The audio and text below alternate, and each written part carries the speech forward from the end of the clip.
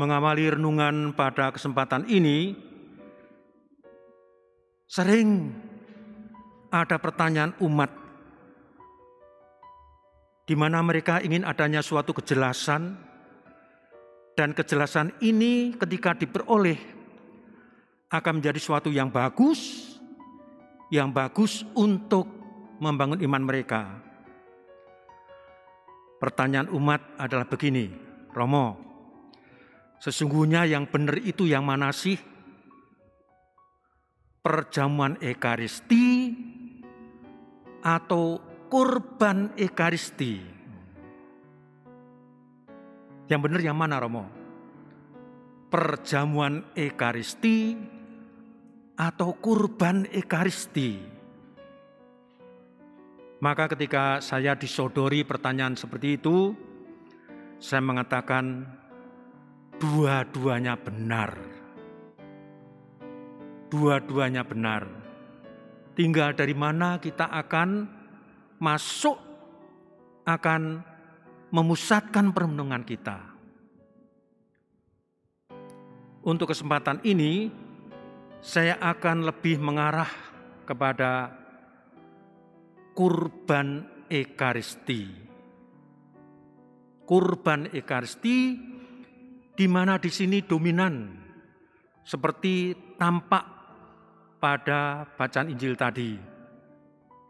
Di sana Tuhan Yesus karena cinta yang begitu besar, Ia rela berkorban baik jiwa maupun raganya, baik tubuh maupun darahnya.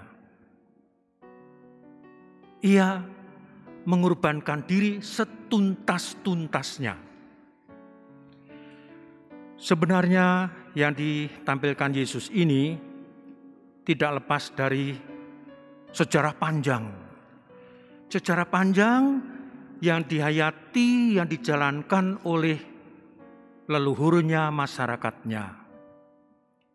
Di mana dalam kehidupan mereka ketika mereka mengungkapkan iman mereka untuk adanya penebusan bagi mereka, keselamatan bagi mereka, masyarakat tradisional Yahudi melaksanakan yang namanya ibadah kurban. Dan biasanya yang mereka kurbankan ya hewan-hewan kurban. Ada lembu, ada kambing, domba. Ya sejauh bagaimana kemampuan umat itu. Kalau umat yang kaya akan menyampaikan kurban lembu yang gemuk, gempal, berlemak, yang sehat, yang kokoh. Mungkin kalau yang kelas menengah mereka berkorban untuk penebusan, untuk keselamatan, mengorbankan kambing, domba. Tapi ternyata juga ada masyarakat kecil yang miskin. Mereka itu adalah Yusuf dan Maria. Kagak punya duit, maka yang mereka korbankan adalah sepasang burung merpati. Tapi ini semua ungkapan-ungkapan untuk penebusan, untuk keselamatan. Mereka nyampaikan hewan kurban. Kurban yang sampaikan ke hadapan Allah di kenisah Allah. Tapi sungguh luar biasa ketika Yesus datang, Dia juga melakukan itu, dan Dia melakukan bukan untuk dirinya sendiri, tapi Dia melakukan kurban penebusan keselamatan untuk semua orang yang mengikutinya, yang beriman kepadanya. Maka tadi dalam Injil Ia berkata kepada para murid agar mereka mengambil dan makan roti, dan Ia bersabda, "Makanlah, inilah tubuhku." Dan Ia pun bersabda, "Minumlah kamu semua dari cawan ini, sebab inilah darahku." Dan di sini yang istimewa luar biasa adalah yang dikurbankan untuk keselamatan, untuk penebusan banyak orang, bukan sekedar hewan, bukan sekedar binatang, tapi diri Yesus sepenuh-penuhnya Ia serahkan setuntas-tuntasnya untuk keselamatan, untuk tebusan kita semua. Maka tidak ada kata lain, mari kita umat beriman bersyukur kepadanya. Amin.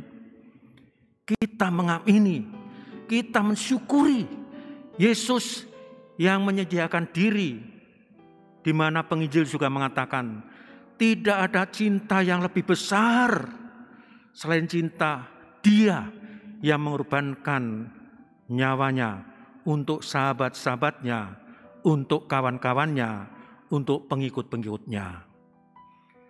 Nah, belajar berkorban yang demikian luar biasa ini, maka pada kesempatan ini saya mengajak kepada teman-teman aktivis sahabat lapas.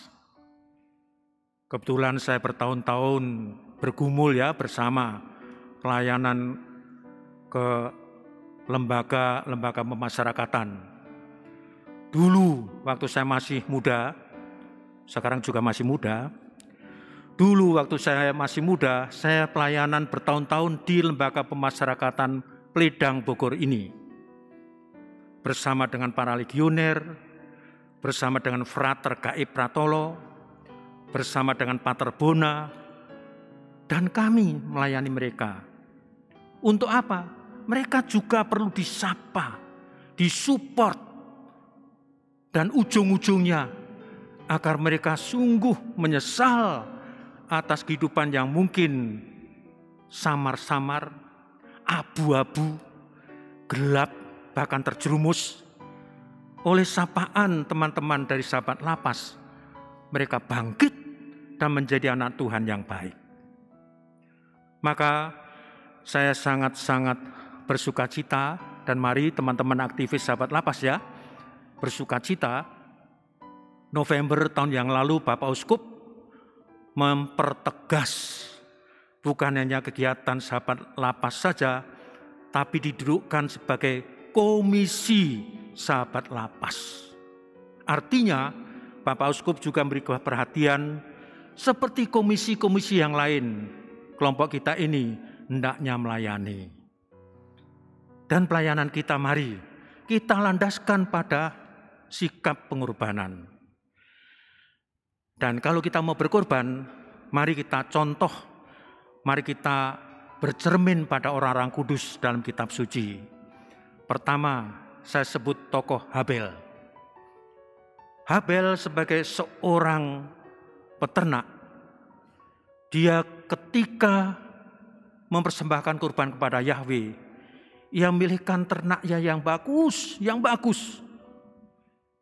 Tidak seperti saudara kembarnya yang namanya Kain. Sebagai petani, katanya orangnya pelit. Menyerahkan kurban itu bukan yang terbaik, tapi apa adanya. Beda dengan Abel. Kalau kamu mau berkorban, contohlah Abel. Dia berkorban yang terbaik. Lalu juga contohlah tadi tokoh dalam bacaan pertama, Abraham. Abraham tidak salah, tidak sesat, tapi dia justru patuh pada nenek moyang bagaimana ia berkorban. Dan salah satu kurban yang disampaikan Abraham adalah siapa tadi? Anak tunggalnya yang dikasihinya. Tapi menjelang dia hendak menyembelih anaknya itu, dia diingatkan malaikat, Abraham, Abraham, cukuplah, aku yakin akan imanmu. Tapi bahwa dia sudah memulai untuk melakukan yang terbaik. Selain kita mencontoh Abraham dan Habel, saya juga mengajak, mari kita mencontoh janda dari Sunem. Janda Sunem ini orang miskin, punya anak. Tapi suatu sore ada seorang utusan Tuhan atau nabi mampir. Dan ini utusan Tuhan ini, seorang nabi ini kok sepertinya enggak tanggap, enggak peka. Begitu bertamu minta kepada ibu itu, Bu, olahkanlah untuk saya kue untuk kami santap. Setelah itu untukmu dan untuk anakmu. Tapi hebatnya janda ini tahu bahwa yang datang ini bukan sembarangan orang. Ia adalah utusan Tuhan dan Nabi Yesaya. Maka dia memasak dan dari itu dia tidak kehabisan gandum di rumahnya. Yang terpenting adalah ketulusan memulai untuk berkorban. Ketulusan untuk mulai berkorban. Lalu kita juga bisa melihat contoh yang luar biasa. Orang yang sudah mapan. Tapi orang mapan ini sadar apa yang namanya berkorban. Berkorban. Orang mapan ini yang saya maksud adalah 3 raja dari timur. Baltasar, Melkior, dan Gaspar. Mereka kurang apa sih? Tapi karena mereka terpanggil untuk bersujud menyembah Yesus, dia memberikan persembahan dan kurban yang hebat. Emas, kemenyan, dan wangi-wangian. Lalu juga kita bisa mencontoh ketulusan Bunda Maria dan juga Bapak Yosef. Bunda Maria berkata persis yang akan diulang oleh anaknya di Taman Zaitun. Aku ini hamba Tuhan, terjadilah padaku seturut kehendak-Mu. Kata-kata ini diulang oleh anaknya, oleh Yesus. Ketika dia menghadapi ancaman maut, dia hampir menyerah. Ia berkata, Bapa, ambillah cawan ini daripadaku. Tapi bukan kehendak-Ku, namun kehendak-Mu lah yang terjadi. Nah, dengan menyampaikan sederet contoh ini, pada kesempatan Ekaristi ini, dari mimbar ini, saya mengajak siapapun kita, khususnya teman-teman sahabat lapas, semua aktivitas kita, kegiatan kita yang sudah kita tempuh selama ini, mari kita bulatkan dengan semangat berkorban. Berkorban seperti Yesus sudah mencontohkan. Kita diingatkan kepada nyanyian dari Mada Bakti. Nyanyian dari Mada Bakti itu bunyinya begini. Kristus korban cintanya jadi santapan jiwa, roti kehidupan. Yesus Maha Kuasa, bantulah kami juga jadi korban cinta, jadi korban cinta. Kita minta kepada Yesus, bukan apa-apa yang kita minta, tapi agar kita pun dimampukan menjadi korban cinta. Saya yakin setelah kita Ekaristi bersama untuk kita lingkup Komisi Sahabat Lapas ini, pelayanan kita di lapas-lapas yang selanjutnya dapat berjalan dengan lebih baik, lebih bersemangat. Satu lagi bait yang tadi, perjalanan ke surga, sukar dan berbahaya,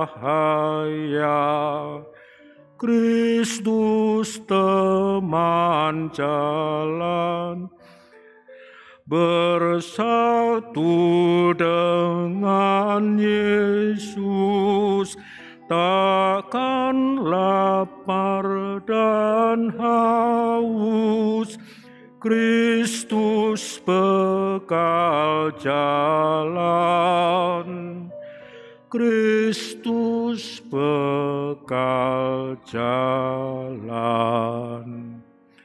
Tuhan memberkati.